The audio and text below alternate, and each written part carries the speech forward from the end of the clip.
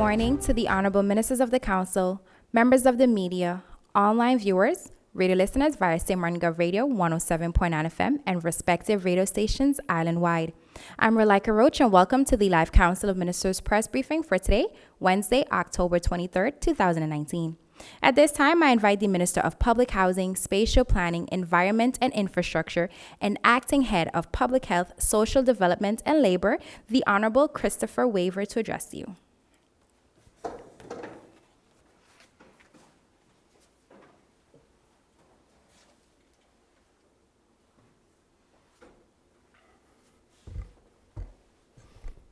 Thank you, Ms. Roach. Good morning to the Prime Minister, my colleague minister, members of the press, and a special good morning to the people of St. Martin. I would like to start off to mention that the Department of Rummy Infrastructure hereby announces the following schedule for road patching works in the different districts. They would like to start with the Point Blanche area as of Monday, October 21st, Phillipsburg, DV area on Tuesday, October 22nd, heading on to Simpson Bay on Thursday, October 24th, Airport Road, Ryan Road on Friday, October 25th. The road patch works will be carried out by the Windward Roads NV. The department requests the public to take notice and caution of these works. I would also like to take this opportunity to thank all who came out last week Thursday to the cleanup campaign meeting with the NGOs and all other stakeholders. I believe we had about 50 people in attendance, and that, to my knowledge, is just a tip of the iceberg. So that's good news, and everybody had an opportunity to network amongst each other and to build up the different networks and socialize and able to move forward even beyond government. The cleanup campaign officially launches on November 1st. And I would also like to mention that the slogan contest is still ongoing until October 28th. So please send your suggestions to vromysxm@gmail.com. So far, we have received numerous emails, but of course, the more emails we get and more suggestions, the better for everyone.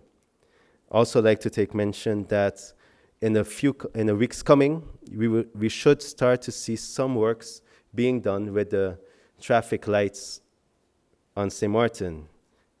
A lot of people have asked what's the status, and they have been waiting. The parts have been ordered, so they should be coming in the next few weeks, and then the work should commence. I'd like to thank you, and I'll wait any questions from the press. Thank you very much.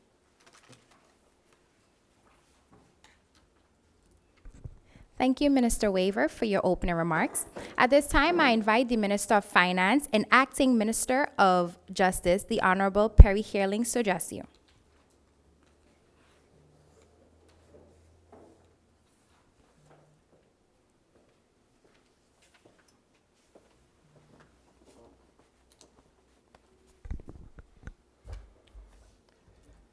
Thank you, Ms. Roach. Good morning to my colleagues, to the press.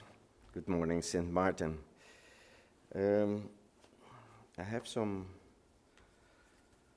points I would like to inform the public in general about. First, some information from the Ministry of Finance. First of all, no matter what is happening right now, we still have works going on our 2020 budget. And I would like to inform the public that the budget is, for the past 5 to 6 weeks, I believe it is, at the Council of Advice, and we are still waiting for their response. In the meantime, the CFT gave their Article 11 advice, which is necessary to work out the details and to agree on the details and content of our budget. But that was received already like 2 weeks ago. And yesterday I sent out a request to the Ministry of Interior Affairs and Kingdom Relations, BZK, Mr. Knops, requesting that Article 25 will again be applied to the budget of 2020, meaning that we again will have a deficit budget and to allow us to have a deficit budget, as was the case in 2019, 2018, 2017. Then the next point is on the sale of the UTS shares. I think it's really important that I mention some, or give you some additional information on that, because lately I was made to understand through the media, nobody contacted me directly, that there are some concerns or some worries in the justice chain, especially where the border part of the justice chain, so immigration at the airports, you name it, the police officers. Somehow, somebody, somewhere, someday decided that they are going to put a false message out there stating that the payments that we have committed ourselves to on the back pay for police officers and everybody else in the justice chain will not take place. I just don't understand why people,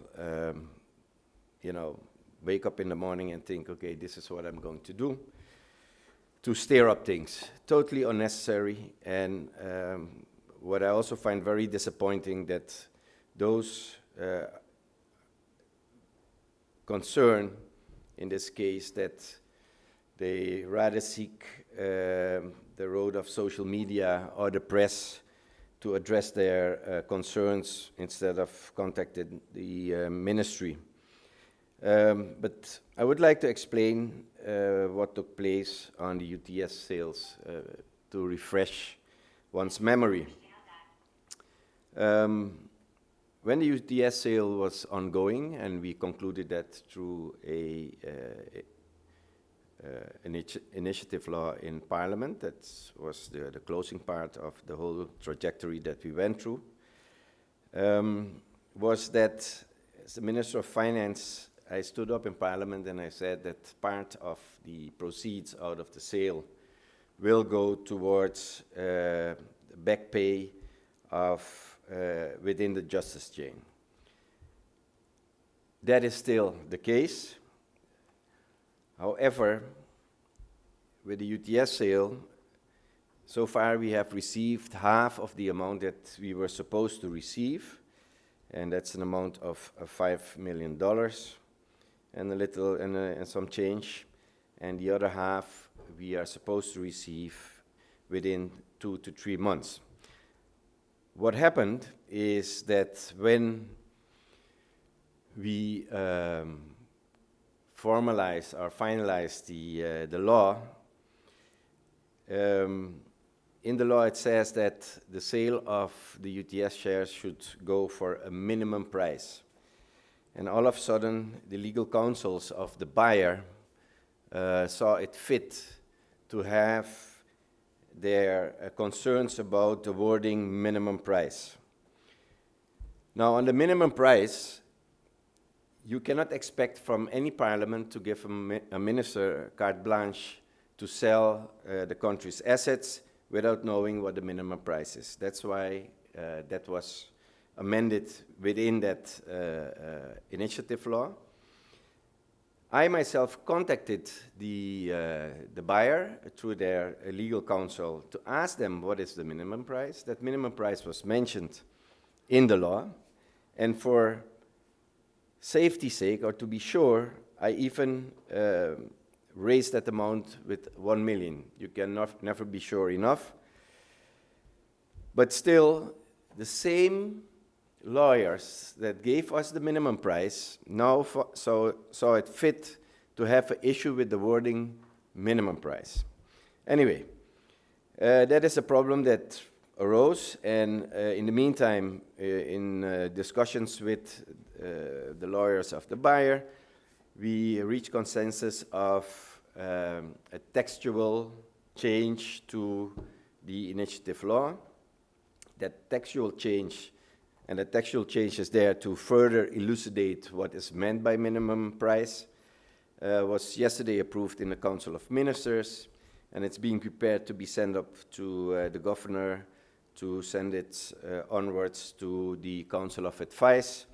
So as soon as we get that back from the Council of Advice, I hope they can look at it urgently. Then it will come back to us, to the Council of Ministers, to finalize that. Once we have finalized that in the Council of Ministers, it will go to Parliament for handling. And I expect that can be done very soon. Once that has been done, we can inform the buyer's legal counsel, and they will then should agree because we have consensus on it, and then we can receive the additional monies. Those monies were designated to the justice chain, and part was also designated to TLM, and that forms part of the repayment agreement that we reached with TLM a couple of weeks ago. We pay a lump sum up front and then monthly payments afterwards. So because of this, that is being postponed with a couple of weeks as well. So nowhere ever there was any discussion or decision taken that the promise made in Parliament is not going to be kept. I cannot talk for any incoming government after us, but I find it again very, very unfortunate and to me totally incomprehensible that there are people out there that with misinformation are creating unnecessary panic in our society and in the world of professionals that are there to protect our livelihood. Then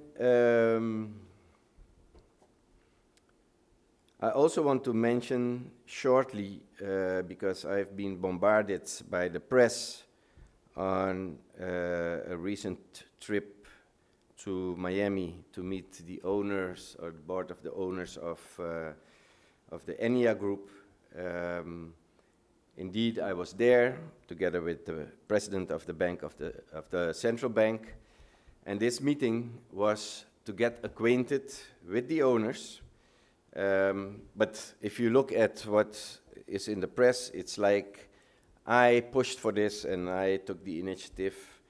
But the way it was written in the press is totally besides the facts. I can tell you that for quite some time now, because of lack of information that I'm getting out of my own central bank, I saw it necessary to find out what is going on from both ends. And that was exactly what the sole purpose was, not to reach any agreement. It was just to obtain information from that group. And that information, we were happy that we had this meeting, and we have some questions that are going to be addressed shortly in Curaçao in an urgent meeting on Friday. Then we also have the issue of the Girobank in Curaçao. The Girobank is one of the banks that is also governed under an emergency intervention by the central bank, and we have major problems with that bank as well. And with that, a lot of other banks residing in or established in Curaçao. So that will also be discussed this Friday urgently in Curaçao, because these banks, if they topple, St. Martin will have and face serious financial consequences thereof.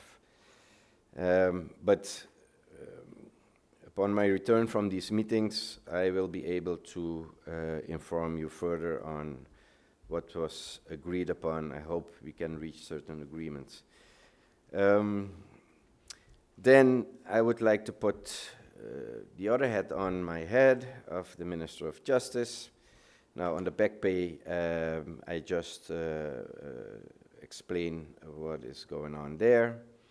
Or maybe also for clarity, the commitment to make funds available for that exercise, that was also depending on further handling and finalizing of everything that was going on with the functieboek, and that was done by the previous Minister of Justice, because before you know who to pay to, you have to kind of establish the legal grounds and the functions of the various workers in the justice chain. So that should be clear. Then we have an issue at the Point Blanche prison. I was informed that there are prisoners who requested a meeting with the director. I will be updated of any progress where that is concerned. And then in closing, I would like to voice my major concern around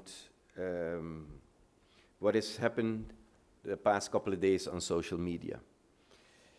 I've seen messages on social media which are right out threats to persons in our society, to persons who served our country to the best of their ability. And these threats cannot be accepted. I mean, if this is the way that we are going, is this that we want for our country? That we can just go on social media and threat people with whatever is out there. I can understand when you're not in agreement with certain things, but there are other ways and means to deal with that. And I can tell you,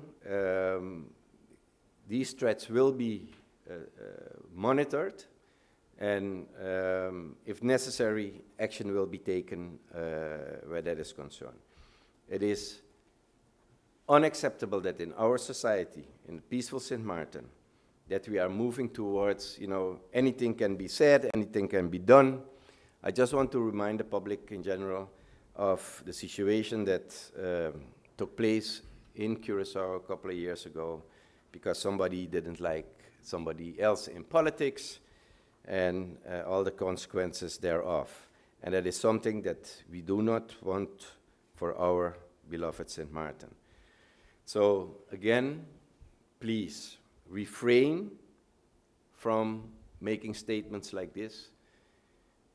Besides that it's against the law is for everybody, for each and every citizen that lives in St. Martin. And we cannot condone that this is going to continue, and we cannot oversee the consequences thereof. A very dangerous development in our society, and I would like to have your attention for that. Strangely enough, this is being placed on certain media channels, and owners of those media channels apparently have no opinion on threats that are being placed on their platform, which to me is also very, very worrisome. And with that, I would like to leave it as it is right now, and I'm available for any questions from the press. Thank you very much.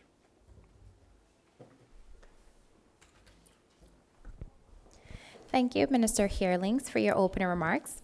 At this time, I invite the Prime Minister, Minister of General Affairs, and Minister of Education, Culture, Youth and Sport, the Honorable Wycliffe Smith, to address you.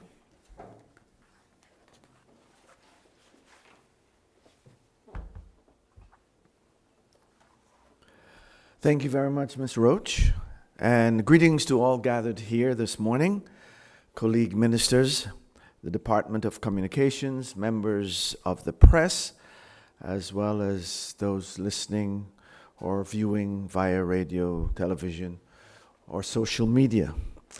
Good morning, Sualiga. In just a few weeks, we will be celebrating St. Martin Day. As this year, the Dutch side will be hosting the celebrations, the Department of Culture is busy with the planning of several activities and events leading up to the date and culminating on November 11th. I encourage all schools, teachers, students, parents, community groups, cultural organizations, artists, musicians, and the private sector corporations to participate in the upcoming events. Already there are recruitments underway for participation in the St. Martin's Day Parade. St. Martin has a very rich cultural heritage, so let us celebrate who we are as a people in our friendly island unity. In our next press briefing, I will be able to give you the details of the program for that day and also for that weekend. The annual Rotary Spelling Bee competition has begun. It started last Sunday, and it was good to see the youngsters representing a total of 13 schools, 9 from St. Martin and 4 from Anguilla. The young students are off to a great start. The competition is being held at the Bel Air Community Center on the next 2 Sundays. So I encourage you to go out and support our youngsters. In preparation for the upcoming election on January 9th, 2020, the Department of Civil Registry recently asked eligible voters to update their registered information. As the voter registry closed yesterday, the Civil Registry is presently calculating the amounts of respondents, and I will share some of that data with you in a little while. However, just let me update the public what the current election ordinance says about this. In Article 21, it states that only persons registered in the electoral register no later than 30 days prior to the date of the nomination or postulation and are 18 years and older with the Dutch nationality, they are entitled to vote. Considering that the date of postulation is November 21st, 2019, the electoral registry was closed yesterday, October 22nd, 2019. It is interesting to mention that we have a total population of 61,750 persons registered in the civil registry. And after closing the registry yesterday, it is noted that the total number of eligible voters is now 23,130 persons. Now that the electoral registry is closed, the head of the civil registry will instruct the printer to start the printing of the polling or the voting cards. In accordance with Article 43 of the election ordinance, at least 8 days prior to the day of election, which will be January 9th, 2020, every voter who's eligible to vote shall receive a polling or a voting card letting them know the date of the election and where they should go to cast their vote. The planning and agreement with the postal services is that voting cards will be delivered at the post office ultimately on December 2nd, 2019. If, after January 2nd, 2020, a voter has not received his or her voting card delivered at home, then he or she can visit the office of the civil registry to collect the voting card. As the election date draws near, the Department of Civil Registry will keep the public up to date as to what is going on. Finally, I would like to mention that we have 20 polling stations and that the schools will be closed on Election Day January 9th, 2020. Last week, Thursday, the University of St. Martin hosted the lecture on the Sustainable Development Goal number 1, which is the combating of poverty. Poverty alleviation is also a necessary goal for St. Martin. Too many of our people are living in substandard and deplorable conditions. I have taken note of the work of the St. Martin Anti-Poverty Platform, and I would like to commend this organization for their efforts in trying to offer our citizens, especially our senior citizens, and those earning the minimum wage and persons who are unemployed, offering them affordable, fresh, quality fruits and vegetables. St. Martiners and lovers of St. Martin, while government has its responsibility to care for the community in general, the government is unable to do it all. And somehow we must revert back to one of our important values, which we are seemingly moving away from, and that is that we are our brother's keeper. Let's look out for the person next door or the man in the street. If you see someone in distress, try to help them meet their needs. Remember, no man is an island unto himself. Today may be your chance to help someone. Tomorrow may be the day you are in need. So treat others as you would want to be treated, and the same should come back to you. Let us apply the golden rule to our daily living. Do unto others as you would have them do unto you. I concur with my colleague, the Minister of Finance, statements with regards to social media. And I would like to look at it from a different perspective. I would like to say, let us use social media for good. I was very disturbed when I saw a video clip on social media which was being circulated showing the very serious accident that occurred during the past weekend. What really disturbed me was the disrespect for the person who had just suffered a severe injury and the disrespect for the victim's family. I saw someone touching the injured young man on the shoulder with one hand, and in the other hand was a phone recording everything. To me, such action is disrespectful, disgusting, and unacceptable. My conclusion is that it was not about expressing concern about the injured person, but it was more about being one of the first to videotape the accident up close and to be able to post it via social media as one of the first persons. I would like to ask our citizens to respect someone else's tragedy and to empathize with the persons and the family rather than posting such sensitive and private situations on social media. The young man had to be flown out immediately to the Cayman Islands. We wish him a speedy recovery, and we wish his family and loved ones much strength during this time. In the same breath, I would like to say this is not the time either to gloat over the situation that happened yesterday to a member of Parliament and his former Chief of Staff, and to post it all over Facebook with disparaging remarks. Let us empathize with their families and loved ones. In the past, I've always said, when similar situations occurred, and I say it again today, let justice and the law take their course.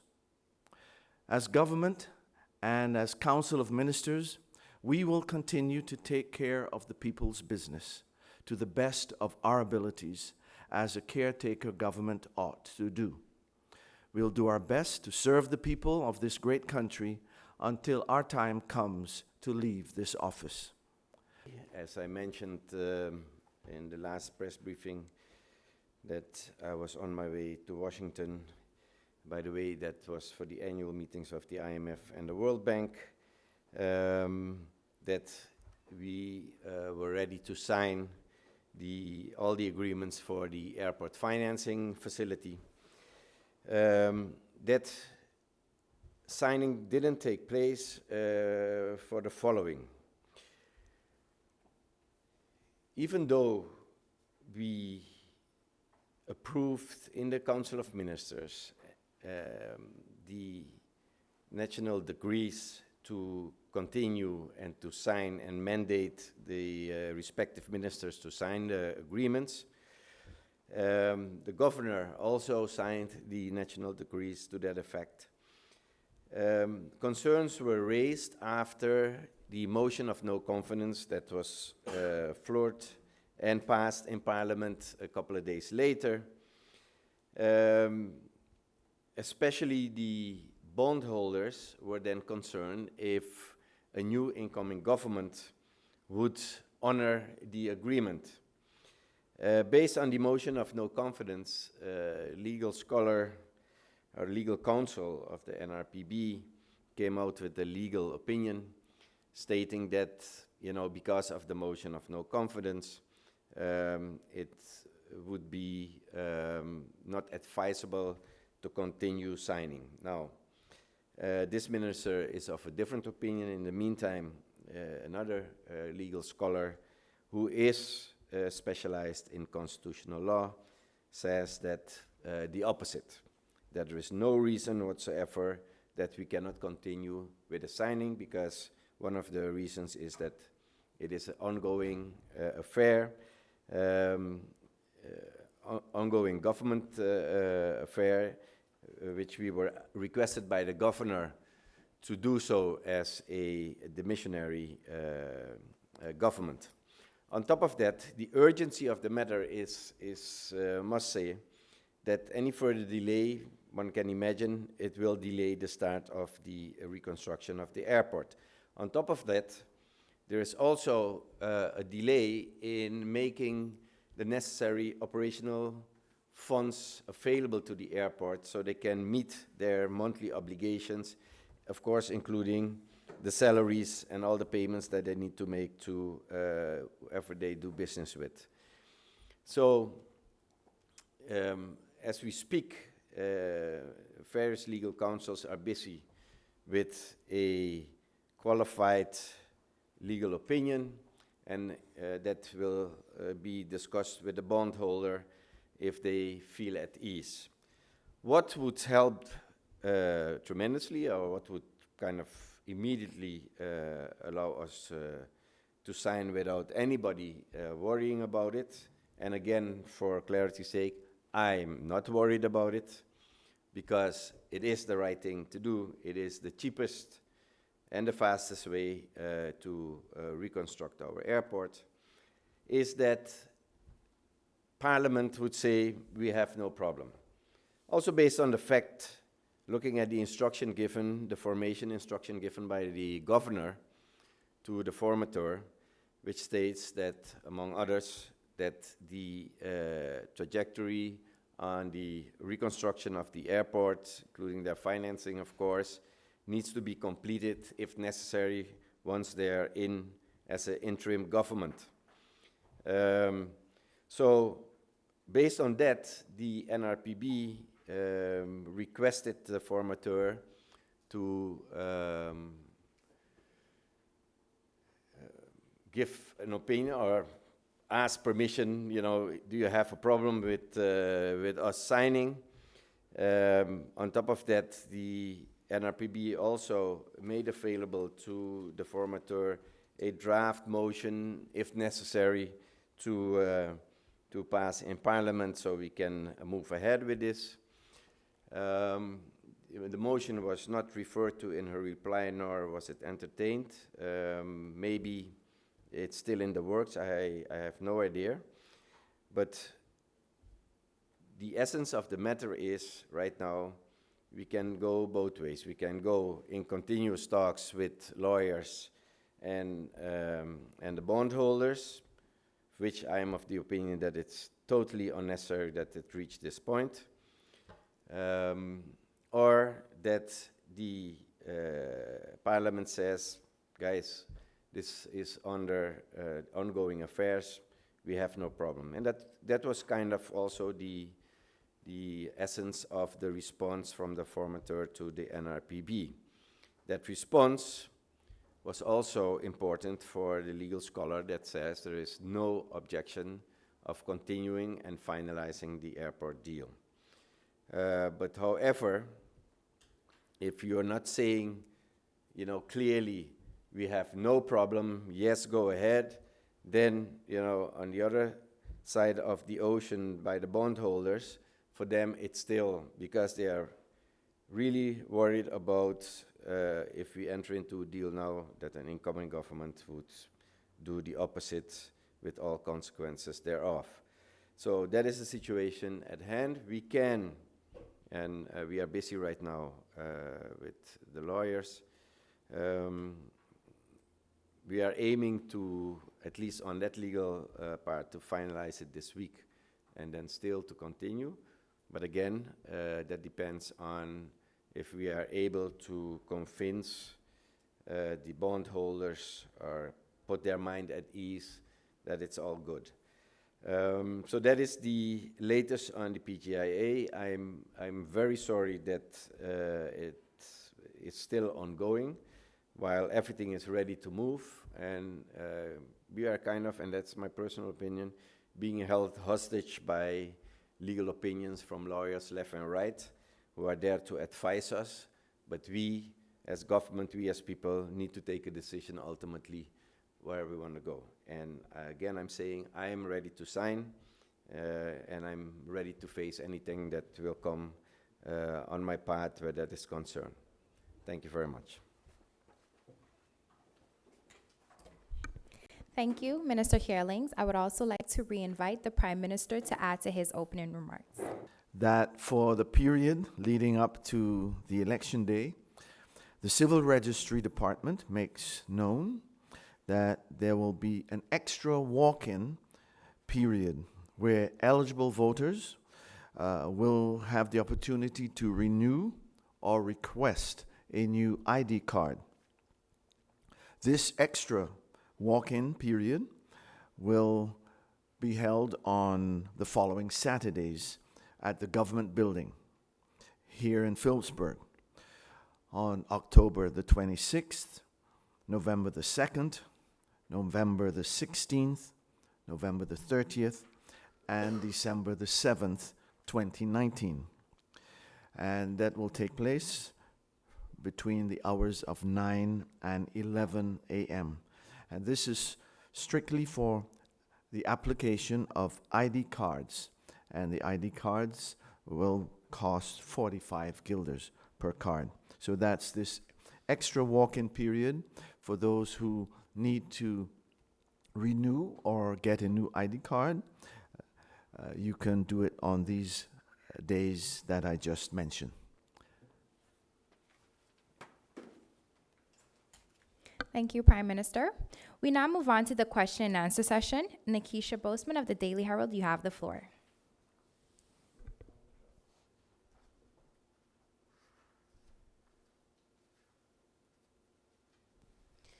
Good morning, ministers, and good morning, Sir Martin. My first question is for Minister Heerlings. Can you please provide an update on the upgrade of the Point Blanche prison with the containers? And also, there have been more reports on the deplorable state of the police cells. What is the plan to address this? Thank you, Ms. Boseman. Welcome in our midst. The police cells, I believe that my previous colleague informed the public general of the upgrade at the police cells. I believe that those are completed.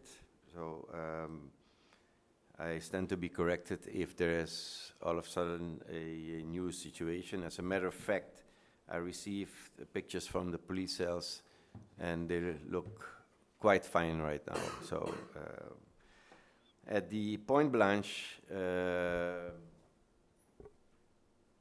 and the containers, it was rumored that that project was put on hold. Again, you know, false information being shared with the public in general.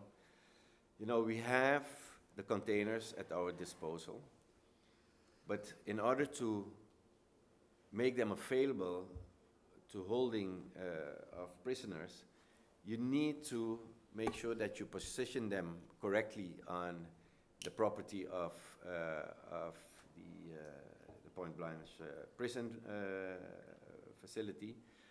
And you also have to still make sure that there's running water, there's electricity available, protection against heat from the sun. So that is being worked on by ICE. You need the architectural planning, you need the civil works planning, and that is being worked on right now. So as soon as that is ready, then we know exactly where and how they will be placed. So there is no such thing that project was put on hold. We just need to do the things the way it's supposed to be. You cannot just barge in with a container, you put it in there, and you put inmates in it. Everything takes planning. So please, you know, that is how it goes. You plan it, and then you install the containers. So that's the situation right now. Thank you. Thank you, Minister Heerlings. Lyndon Brown of BCN TV, you have the floor. Good morning to the people of St. Martin and the ministers that are here present today. Question to Minister Weaver. Minister, it is not business as usual. The people of St. Martin are saddened as we speak because of the arrest of MP Christopher. And I can remember that in this setting, Mr. Farias said that these land that have been given out, they will be taken back because there was not proper administration. Minister, I know and you know that the process of where a citizen of St. Martin obtained domain land. So there's a lot of people involved. So the question is, could this matter that happened, could not that matter dealt differently than how it is now? Minister, you know better than I do. Just weigh in on this matter a little bit for the sake of the people of St. Martin.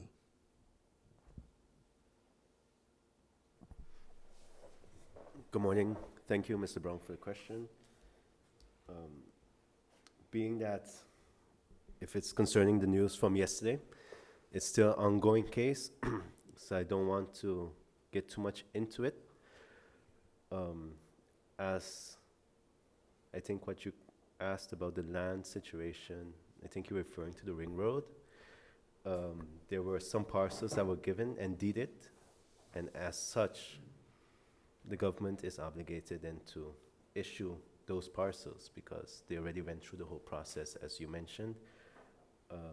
The official process would be you request the land by Domain Affairs.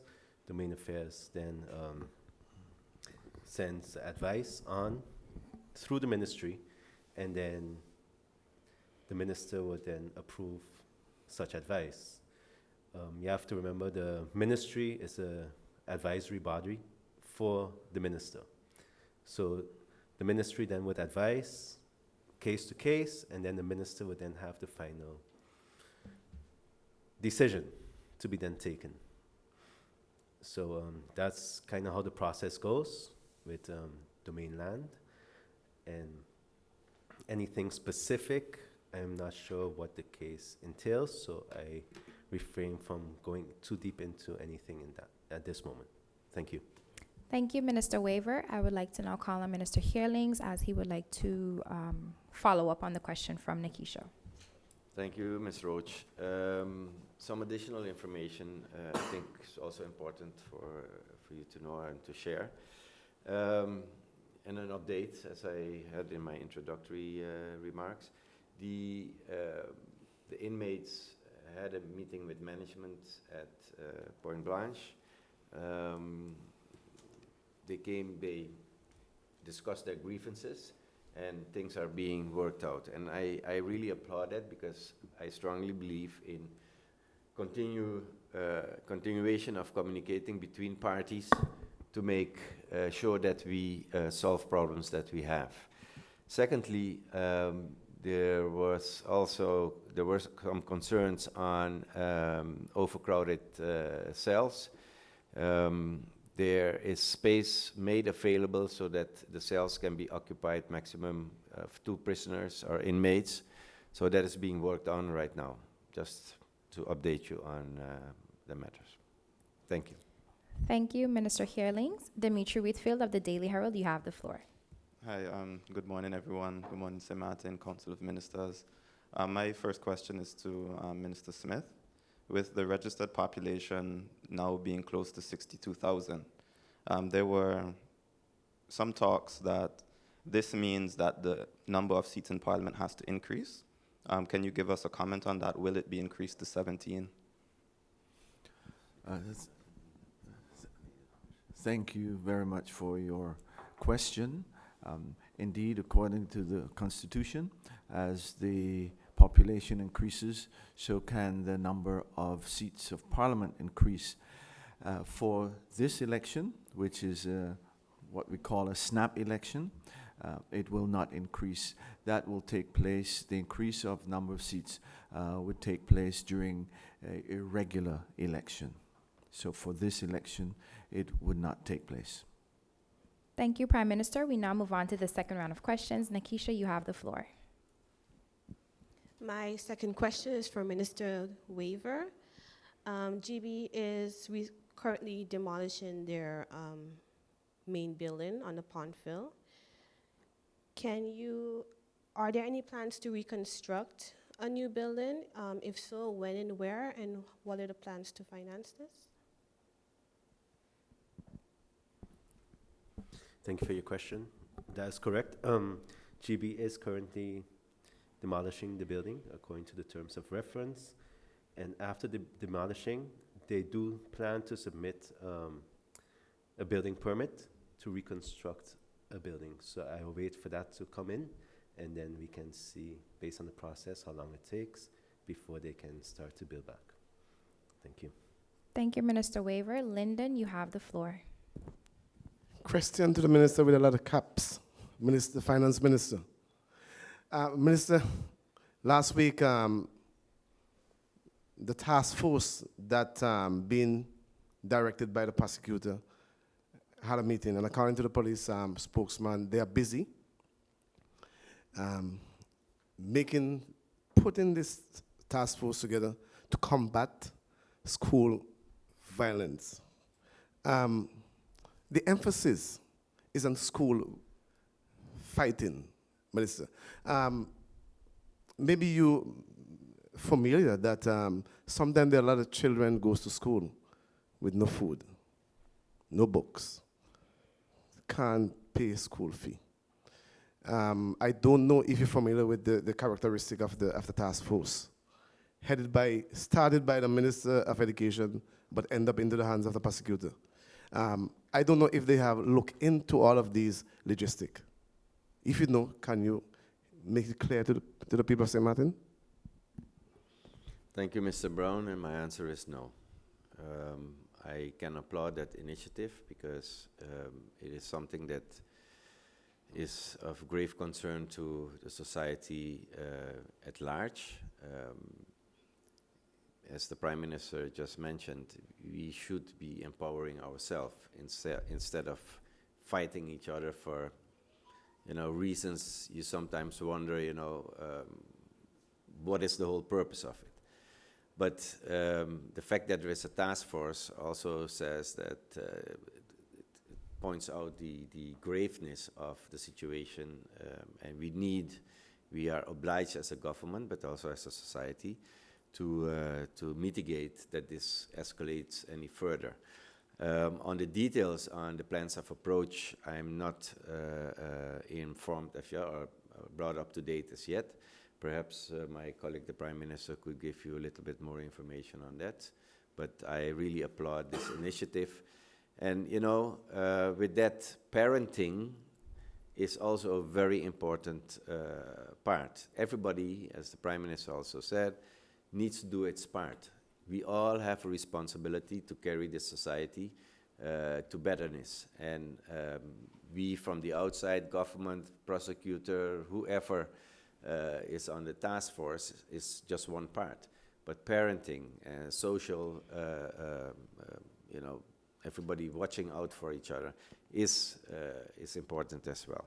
So, but if the PM has something to add to it, by all means. Thank you, Mr. Brown. Thank you very much, Ms. Brown. I support and concur with what my colleague, Minister of Justice, indicated. Years ago, even during the time of the Island Council and the Executive Council, a plan was developed whereby all of these stakeholders were included, and with the purpose to work together to address the challenges of deviant behavior amongst our students, especially around our schools. And as I said before, 10-10-10. However, that plan was never really developed and implemented. So we see now the stakeholders again coming together, and I'm sure that will be one of the plans that will be dusted off and rewritten to suit the current situation. The discussions that were held, they surrounded how the various stakeholders in the justice chain, how school boards, how schools, and how the personnel of the Ministry of Education, Culture, Youth and Sport can work together to address the challenges related to an increased deviant behavior that we're seeing amongst our school-going youth. And they're currently working out these plans. So I'm sure that when the plans are completed, the press will be informed and they will begin to implement them accordingly. Thank you. Thank you, Prime Minister Smith. Dimitri, you have the final question. My final question is to Minister Weaver. There are still quite a number of boat wrecks in the Simpson Bay Lagoon, and government has been planning to remove them. What is the latest in this project, and what can we expect in the next couple of months? Thank you for your question. I was supposed to have a meeting last week with the NRPB, as they are also involved in this. So being that the meeting was postponed till this week coming, I will get more clarity on that. But it's something that we need to accelerate, because we cannot have that the wrecks are still there, and we're going into, well, luckily we're getting out of a hurricane season, but it needs to be dealt with before the next hurricane season starts. So it is something I will address, and it has my urgent attention. Thank you. Thank you, Minister Weaver. Honorable Ministers of the Council, members of the media, radio listeners, and online viewers, this brings us to the end of the live Council of Ministers press briefing for today, Wednesday, October 23rd, 2019. For rebroadcast, tune in at 7 p.m. on St. Martin Cable TV and via St. Martin Gov Radio 107.9 FM. For video on demand, log on to the official government's website at stmartingov.org. On behalf of the Department of Communication, I'm Rolika Roach, and wishing you a pleasant day further.